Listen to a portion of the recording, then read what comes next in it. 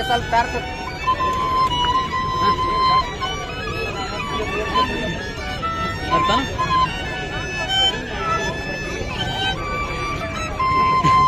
ಇಲ್ಲೇ ದಿಲ್ಕುಶ್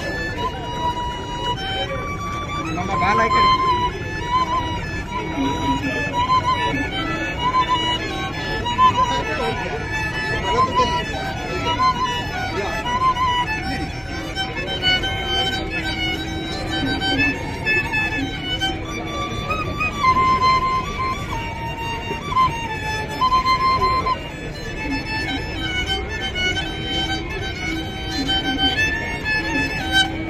ಅಣ್ಣ ಎಷ್ಟು ರೂಪಾಯಿಗೆ ಒಂದಣ್ಣ ಅದು